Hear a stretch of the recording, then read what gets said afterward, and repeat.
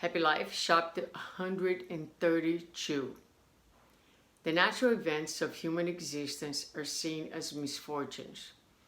The loss of loved ones, accidents with long-term effects, financial ruin, emotional downfalls, earthquakes, and other calamities.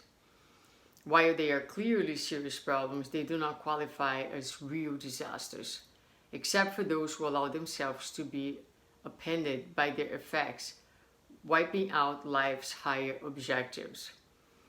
When we know how to deal with these setbacks, we can benefit enormously from them. This is a difficult lesson,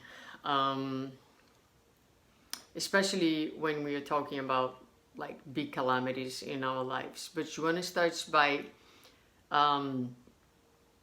reflecting on some events that are particularly painful to us, like loss of our loved ones, accidents with long-term effects, financial ruin, emotional downfalls, and then more like nature, related catastrophes such as earthquakes and etc.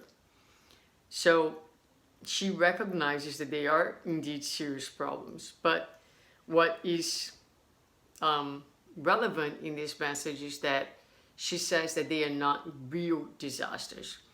And one of the things that we learned with Allan Kardec in The Law of Destruction is that often what we perceive and identify as destruction is nothing else other than renewal and transformation. So yes, those things are real disasters if we are analyzing life from the material perspective. If we are bound by the materialistic beliefs or paradigm. Although we may say, no, I'm not materialistic, I know that we are mortal beings, but we, for instance, consider a lot of times our material life as the real life in contrast to the spiritual life, which we know the spirits have told us that it is the primary life, the one that pre-exists and will exist after we leave this world. But although we know that, we still, for instance, the loss of loved ones is a very difficult experience, and for a lot of us, even spiritists or spiritualists, it can be something that can derail one's life.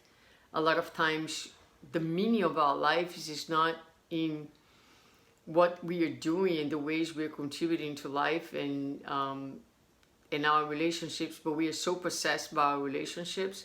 We are so identified with our relationships, with the material realm of the relationships, that we suffer tremendously, and we are devastated, and we see and we perceive those things as calamities as opposed to the natural events of life. As Joana D'Angeli says, that is a natural part of the human existence. No matter how much you don't want to think about it or you want to deny it, there's no exceptions. We are going to go one day. But it's that difficult for us to sometimes admit that. And so when we have the experience of losing someone, it does feel, we have an experience of a disaster.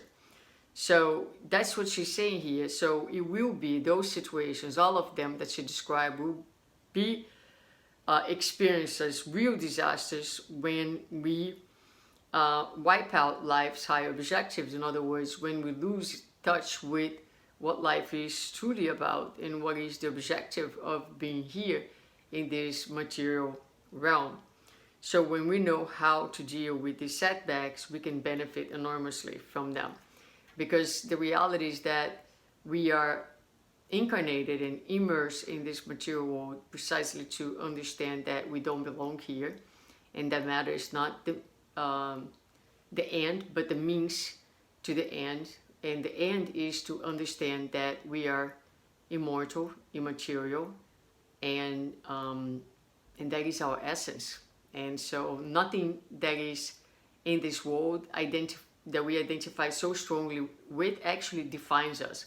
Those are all means, instruments for us to discover our true identity of children of God, heirs of the universe, and love and potential, waiting to blossom and to be manifested unconditionally.